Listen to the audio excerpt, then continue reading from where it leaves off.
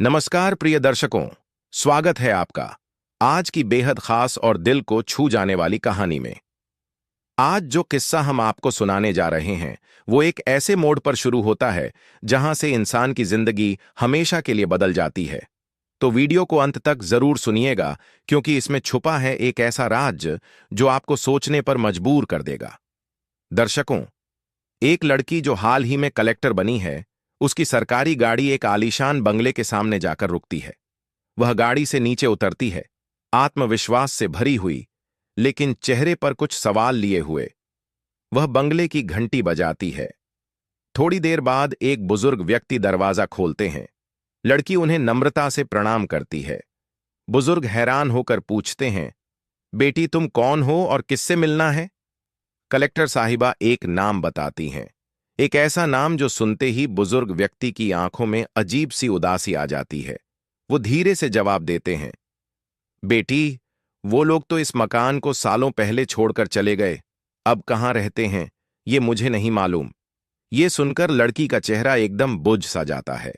उसकी उम्मीदें जैसे पल भर में चूर हो जाती हैं। वो बिना कुछ कहे धीरे धीरे पलटती है, अपनी गाड़ी में बैठती है और वहां से चली जाती है। अब सवाल ये उठता है कि आखिर वो कौन लोग थे जिनकी खोज में कलेक्टर साहिबा आई थीं, और ऐसा क्या रिश्ता था उनके बीच जो उन्हें न पा सकने की वजह से वो इतनी मायूस हो गईं। दर्शकों, अब चलिए आपको लिए चलते हैं कहानी के उस हिस्से में जहां से यह सारा सिलसिला शुरू हुआ था। ये बात है बिहार के एक जिले की, जहां एक कॉलेज है। इसी कॉलेज में पढ़ाई करता था एक लड़का, श्याम। श्याम के पिता एक अमीर बिजनेसमैन थे। गाड़ियों की कोई कमी नहीं थी, पैसों का अंबार था और जिंदगी में किसी चीज की कोई कमी नहीं थी। वह कॉलेज में एक राजकुमार की तरह आता जाता था, दोस्तों के साथ मौज मस्ती करता था और पढ़ाई को लेकर ज्यादा गंभीर नहीं था। लेकिन एक दिन क्लासरूम में बैठा हुआ वह कुछ अलग महसूस करता है। उसकी नजर सामने बैठी एक लड़की पर टिक जाती है। उस लड़की का नाम था नेहा। नेहा एक साधारण परिवार से थी। उसके पिता एक सरकारी स्कूल में टीचर थे। लेकिन नेहा अपनी सादगी, अपने संस्कार और अपने तेज दिमाग की वजह से क्लास की सबसे होशियार छात्रा मानी जाती थी। उसी दिन जब टीचर क्लास में कुछ सवाल पूछते हैं तो नेहा खड़ी होकर जवाब देती है, और उस पल श्याम की नजर जैसे उसी पर अटक जाती है। पहली ही नजर में उसे महसूस होता है कि कुछ तो खास है इस लड़की में। धीरे धीरे वह क्लास में नेहा को देखने लगा, उसकी हर हरकत पर ध्यान देने लगा, लेकिन कभी बात करने की हिम्मत नहीं जुटा पाया। 6 महीने बीत जाते हैं, लेकिन श्याम सिर्फ दूर से उसे देखता रहता है। फिर एक दिन कैंटीन में नेहा अकेली बैठी होती है। यह देख श्याम सोचता है, शायद आज मौका है। वह हिम्मत जुटाता है और धीरे धीरे नेहा के पास जाता है। थोड़ी झिझक के साथ बातचीत शुरू करता है। नेहा उसे देखकर थोड़ी हैरान होती है, लेकिन शांत रहती है। वह जानती थी कि श्याम पैसे वाला है और उसे हमेशा लगता था कि ऐसे लोग सिर्फ दिखावे के लिए पास आते हैं। श्याम कुछ देर तक हल्की फुल्की बातें करता है और फिर दिल की बात कह देता है, नेहा, जब से मैंने तुम्हें देखा है मुझे लगता है कि तुम बार बार मेरी किस्मत में दिखती हो। शायद मुझे तुमसे प्यार हो गया है। नेहा चौंक जाती है। वह सोचने लगती है कि शायद यही वह समय है जब उसके डर सच हो रहे हैं। उसे लगता है कि श्याम भी बाकी लड़कों की तरह ही है, जिसे सिर्फ उसका चेहरा और सुंदरता चाहिए, दिल नहीं। वह उसे साफ मना कर देती है और कहती है, श्याम, मेरे पिताजी एक गरीब शिक्षक हैं। हम तुम्हारे जैसे लोगों के आसपास भी नहीं टिक सकते। मेरा नाम अगर किसी ने तुम्हारे साथ जोड़ दिया तो समाज में मेरी बदनामी होगी। यह कहकर नेहा वहां से चली जाती है और श्याम वहीं खड़ा रह जाता है। उसके मन में कई तरह की बातें चलती हैं। क्या वाकई में वह नेहा से सिर्फ यूं ही आकर्षित था, या यह सच में प्यार था? लेकिन कहानी यहीं खत्म नहीं होती दर्शकों। यह तो महज शुरुआत है उस सफर की जो आगे चलकर कई मोड़ों से होकर गुजरेगा, जहां मोहब्बत, संघर्ष, आत्मसम्मान और जिंदगी की सच्चाई एक साथ टकराएंगी। तो बने रहिए, क्योंकि असली मोड़ अब भी बाकी है। श्याम को हमेशा से यह लगता था कि नेहा उससे कुछ नाराज है, शायद वह उसे गलत समझ रही है। इसलिए वह बार बार कोशिश करता कि नेहा को यह यकीन दिला सके कि वह जैसा उसे समझ रही है वैसा बिल्कुल भी नहीं है। वह कॉलेज में बार बार ऐसे काम करता जिनसे नेहा का भरोसा उस पर धीरे धीरे बनने लगे। जैसे वह दूसरों की मदद करता, जूनियर्स को प्रोटेक्शन देता, किसी को परेशानी में देखता तो सबसे पहले दौड़कर पहुंचता। नेहा दूर से ये सब देखती और उसके मन में भी श्याम के लिए धीरे धीरे एक सॉफ्ट कॉर्नर बनने लगता है। फिर वह खुद भी धीरे धीरे बात करने लगती है और श्याम को समझने की कोशिश करती है। कुछ महीनों बाद जब नेहा पूरी तरह से श्याम के नेचर को जान चुकी होती है, तब एक दिन श्याम दोबारा अपने प्यार का इजहार करता है। इस बार नेहा मुस्कुराते हुए कहती है कि हां, अब वो भी उससे प्यार करती है और वह दोनों एक साथ रहना चाहते हैं। इसके बाद कॉलेज में सबको उनके रिश्ते की भनक लग जाती है। अब वे एक दूसरे के साथ हर वक्त नजर आने लगे थे। कैंपस में जहां भी जाते, साथ लौटते, साथ हंसते, साथ रोते। धीरे धीरे उनकी ग्रेजुएशन भी पूरी हो जाती है। अब जब कॉलेज खत्म होने को आता है तो एक दिन श्याम नेहा से कहता है कि हमें अब शादी कर लेनी चाहिए। नेहा थोड़ी गंभीर होकर कहती है, देखो श्याम, मैं तुमसे बेइंतहा प्यार करती हूं, लेकिन मुझे लगता है तुम्हारे घर वाले इस रिश्ते को स्वीकार नहीं करेंगे। मेरे पापा एक साधारण स्कूल टीचर हैं और तुम्हारे पापा एक बहुत बड़े बिजनेसमैन। श्याम यह सुनते ही उसका हाथ पकड़कर कहता है, नेहा, प्यार में अमीरी गरीबी नहीं देखी जाती, और अगर मेरे घर वालों को कोई दिक्कत होगी तो मैं खुद उन्हें मना लूंगा। बस तुम मेरे साथ रहना। अगले ही दिन श्याम अपने घर जाता है और अपने पापा से कहता है, पापा, मैं एक लड़की से प्यार करता हूं। उसका नाम नेहा है और मैं उसी से शादी करना चाहता हूं। उसके पापा थोड़ा मुस्कुराते हुए कहते हैं, ठीक है बेटा, तुम उसका एड्रेस दो, मैं खुद जाकर बात करूंगा। श्याम बहुत खुश हो जाता है। वह तुरंत अपने कमरे में जाता है, नेहा को फोन करता है और कहता है कि पापा शादी के लिए मान गए हैं और वो जल्द ही तुम्हारे घर आकर बात करेंगे। नेहा भी खुश हो जाती है और अपने पिता को सब बता देती है। उसके पिता थोड़ा चिंता में जरूर पड़ते हैं, लेकिन कहते हैं, बेटी, अगर तू खुश है और तुझे लगता है कि वह लड़का अच्छा है तो मुझे इस रिश्ते से कोई ऐतराज नहीं। कुछ दिन बाद श्याम के पापा अपनी महंगी लग्जरी कार में बैठकर नेहा के घर पहुंचते हैं। नेहा का घर एक दूसरे जिले के गरीब मोहल्ले में था। घर साधारण था पर साफ सुथरा। अंदर की हालत देखकर श्याम के पापा का चेहरा थोड़ा उतर जाता है, लेकिन नेहा के पापा ने पहले से सब तैयारी कर रखी थी। आदर सत्कार के साथ उन्हें घर में बिठाया, चाय नाश्ते की व्यवस्था की। लेकिन जैसे ही बात शुरू होती है, श्याम के पापा अपने शब्दों में अहंकार घोल देते हैं। कहते हैं, देखिए, मैं सीधी बात करता हूं। आपकी बेटी को मेरे बेटे से कहना होगा कि वो उससे प्यार नहीं करती। आप जितना पैसा चाहे ले लीजिए, लेकिन इस घर की लड़की हमारे घर की बहू नहीं बन सकती। नेहा के पापा यह सुनकर अवाक रह जाते हैं। सोचते थे कि रिश्ता पक्का करने आए हैं, लेकिन ये तो रिश्ता तोड़ने का सौदा करने आया है। वे बहुत संयमित होकर कहते हैं, साहब, हमें आपके पैसों की जरूरत नहीं है। अगर आप नहीं चाहते कि यह रिश्ता हो तो मैं खुद अपनी बेटी को मना कर दूंगा। ये सारी बातें नेहा अंदर बैठी बैठी सुन रही होती है और उसका दिल टूट जाता है। वह फूट फूट कर रोने लगती है। जब उसके पापा उसके पास जाते हैं तो कहते हैं, बेटी, ये अमीर लोग बस अपने पैसे का घमंड दिखाते हैं। आज वो तेरे बाप को खरीदेगा, कल तुझे खरीदेगा। ऐसा इंसान तेरे लायक नहीं है। नेहा दिल से श्याम को चाहती थी, लेकिन उसे अपने पिता की बातों में सच्चाई दिखती है। वह मजबूरी में श्याम को फोन करती है और कहती है कि वह उससे शादी नहीं कर सकती। श्याम हैरान रह जाता है, पूछता है कि ऐसा क्या हो गया। हम तो सब कुछ जानते हैं एक दूसरे के बारे में। लेकिन नेहा उसे कुछ बताने से मना कर देती है और फोन काट देती है। श्याम को कुछ समझ नहीं आता। तभी उसके पिता घर लौट आते हैं और वह पूछता है, पापा, वहां ऐसा क्या हुआ जो नेहा ने मुझसे रिश्ता तोड़ लिया? उसके पिता ठंडे लहजे में कहते हैं, बेटा, वो घर बहुत छोटा है और वो लोग बहुत गरीब हैं। हम उनसे कोई मेल नहीं रखते। तू उसे भूल जा, यही अच्छा है। श्याम यह सुनते ही गुस्से में अपने पिता की ओर देखता है और कहता है, पिताजी, ऐसा नहीं हो सकता। मैं नेहा से सच्चा प्यार करता हूं और मैं उसी से शादी करूंगा। लेकिन जैसे ही श्याम ने ये शब्द बोले, उसके पिता की आंखों में गुस्सा साफ झलकने लगा।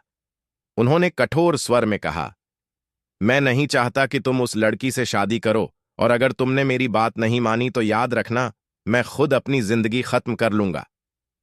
श्याम अपने पिता की यह बात सुनकर जैसे पत्थर का बन गया। उसके सामने दो रास्ते थे। एक तरफ उसका सच्चा प्रेम नेहा, जिससे वह 2.5 साल से प्यार करता था, और दूसरी तरफ उसका वो पिता जिसने उसे बचपन से पाला पोसा, जिसने उसे चलना सिखाया, गिरने पर उठाया। काफी देर तक वह खामोश बैठा रहा और फिर धीमे स्वर में बोला, ठीक है पिताजी, अगर आपको ये रिश्ता मंजूर नहीं है तो मैं नेहा से शादी नहीं करूंगा। लेकिन आप एक बात और सुन लीजिए, मैं उसके अलावा किसी और से भी शादी नहीं करूंगा। जिंदगी भर अकेला रह लूंगा, लेकिन अपनी मोहब्बत को किसी और के साथ बांट नहीं पाऊंगा। श्याम की बात सुनकर उसके पिता चौंक गए। उन्हें लगा शायद ये सदमे में बोल रहा है, इसलिए उन्होंने बात खत्म करते हुए सिर्फ इतना कहा, शादी नहीं करनी तो मत कर, लेकिन उस लड़की से तो कतई नहीं। इसके बाद श्याम पूरी तरह से बदल गया। पहले वह हंसता था, दोस्तों संग घूमता था, जिंदगी में उत्साह था, लेकिन अब वह कमरे में बंद रहने लगा। किसी से बात नहीं करता, न घर वालों से न दोस्तों से। उसकी आंखों में अब सिर्फ खामोशी थी और दिल में एक अधूरी कहानी। पिता कभी कभी उसके चेहरे पर उदासी देखकर सोचते, क्या मैंने कुछ गलत तो नहीं किया, लेकिन हर बार उनका अहम आड़े आ जाता। उन्होंने खुद को समझा लिया कि शायद वक्त के साथ सब ठीक हो जाएगा। वक्त बीतता गया। 1-2 नहीं, पूरे 3 साल गुजर गए।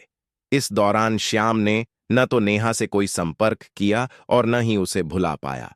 पिता उसे जबरदस्ती फंक्शन में ले जाते, उम्मीद करते कि शायद वह किसी और लड़की को पसंद कर ले, लेकिन श्याम हर बार चुपचाप वहां से लौट आता। एक दिन ऐसा ही मौका आया। एक फैमिली फंक्शन से लौटते समय पिता ने फिर से उसी मुद्दे को छेड़ दिया। उन्होंने ताना मारा, तूने जो किया उससे हमें शर्म आती है। अगर तूने थोड़ा भी हमारा मान रखा होता तो आज ये हालत ना होती। श्याम ने वही बात दोहराई जो उसने सालों पहले कही थी, नेहा के सिवा मैं किसी और से शादी नहीं करूंगा। पिता गुस्से में आ गए, गाड़ी तेज चलाने लगे और बोले, मैंने तुझे पाला, बड़ा किया, तुझे अपने खून पसीने से सींचा, और तू आज मेरे ही खिलाफ खड़ा है। मां भी बीच में बोली, बेटा, बड़ों की बात मानना सीख। तेरे पापा जो कह रहे हैं वो तेरी भलाई के लिए ही कह रहे हैं। लेकिन श्याम जैसे पत्थर बन चुका था। उसने साफ कहा, मां, मैं किसी और के साथ अपनी पूरी जिंदगी नहीं गुजार सकता, चाहे जो हो जाए।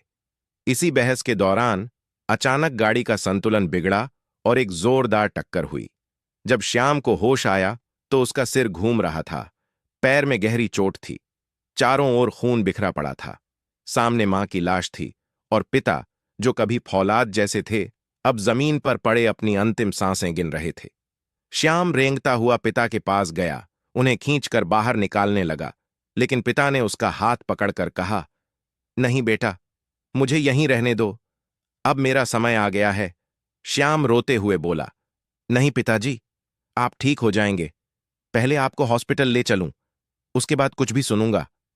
लेकिन पिता की आंखों में अजीब सी शांति थी, जैसे वे कुछ कहने को तैयार थे, लेकिन शरीर साथ नहीं दे रहा था।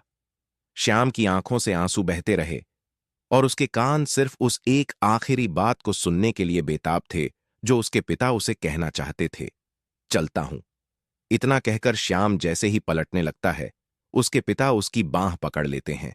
आंखों में झिझक और चेहरे पर पश्चाताप लिए हुए वह कह उठते हैं, बेटा, मैं कई दिनों से सोच रहा था कि तुम जिससे प्यार करते हो उसी से तुम्हारी शादी होनी चाहिए, लेकिन अपने अहंकार की वजह से मैं तुमसे कुछ कह नहीं पाया। आज मैं तुमसे कहता हूं, उस लड़की से शादी कर लो, क्योंकि अब मैं ज्यादा दिन का नहीं हूं। मेरा घमंड भी अब मेरे साथ ही चला जाएगा। ये शब्द सुनते ही श्याम की आंखें भर आती हैं। वह अपने पिता को सहारा देता है और उसी वक्त एम्बुलेंस आ जाती है। अस्पताल पहुंचने पर डॉक्टर बताते हैं कि उनके पिता अब इस दुनिया में नहीं रहे। यह सुनकर श्याम पूरी तरह से टूट जाता है। कुछ ही महीनों में श्याम का पैर भी पूरी तरह से जवाब दे देता है। इलाज तो पूरा होता है, लेकिन डॉक्टर कह देते हैं कि अब वह जीवन भर के लिए विकलांग हो चुका है।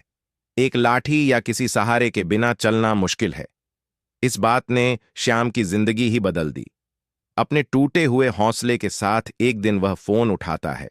सोचता है नेहा से बात करनी चाहिए, लेकिन जब कॉल मिलाने की कोशिश करता है तो नंबर मिलता ही नहीं। बेचैनी में वह एक कॉमन फ्रेंड को कॉल करता है जो नेहा को अच्छी तरह जानती थी। कॉमन फ्रेंड बताती है कि नेहा अब कलेक्टर बन चुकी है और ट्रेनिंग में व्यस्त है। ये सुनते ही श्याम के हाथ से फोन गिरते गिरते बचता है। दिल में सोचता है, अब भला मैं कैसे उसके सामने जा सकता हूं, मैं तो उसके लायक ही नहीं रहा। समय बीतता गया, 1 साल गुजर जाता है। श्याम का बिजनेस बर्बाद हो चुका था।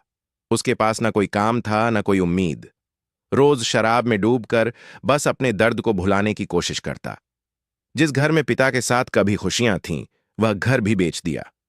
अब वो किसी गरीब बस्ती के छोटे से कमरे में मजदूरी कर किसी तरह अपना गुजारा कर रहा था।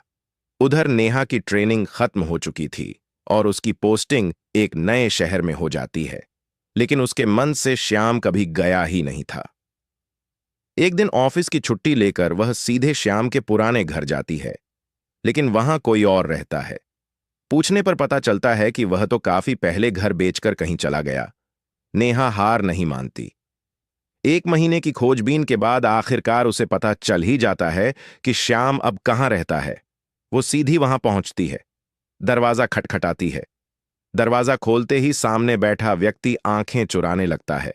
नेहा पहचान जाती है। वो श्याम ही था, लेकिन उसका हाल बेहाल था। उलझे बाल, बिखरे कपड़े, चेहरे पर उदासी। नेहा धीरे से उसके पास जाती है और कहती है, श्याम, ये क्या हाल बना रखा है तुमने? तुम कभी क्या थे और अब क्या हो गए हो? श्याम जवाब देता है, मैं श्याम नहीं हूं, आप गलत जगह आई हैं। यहां कोई श्याम नहीं रहता। नेहा की आंखें भीग जाती हैं। वो धीरे से उसका हाथ पकड़ती है और कहती है, अगर तुम श्याम नहीं हो तो मेरे सिर पर हाथ रखकर कसम खाओ। कह दो कि मैं गलत इंसान के पास आई हूं। श्याम की आंखों से आंसू बहने लगते हैं। वो अब खुद को रोक नहीं पाता। नेहा को देखकर फफक कर रो पड़ता है। नेहा उसे गले लगा लेती है और कहती है, श्याम, मैंने कभी तुमसे मुंह नहीं मोड़ा। उस दिन के बाद ही तो मैंने ठान लिया था कि तुम्हारे बराबर बनना है। आज जो मैं कलेक्टर बनी हूं वो तुम्हारी वजह से ही है। मैं तुम्हारे बिना नहीं रह सकती। श्याम कहता है, लेकिन मैं अब तुम्हारे लायक नहीं हूं नेहा। मैं विकलांग हूं। अब कभी पहले जैसा नहीं हो सकता। नेहा उसकी आंखों में देखती है और कहती है, मैंने प्यार तुम्हारे पैरों से नहीं, तुम्हारे दिल से किया है, और अब मैं तुम्हें अकेला नहीं छोड़ूंगी। वो उसे अपने साथ ले जाती है। पहले उसे अच्छे से तैयार करवाती है, फिर अपने पिता से मिलवाती है। पिता को इस बार कोई ऐतराज नहीं होता।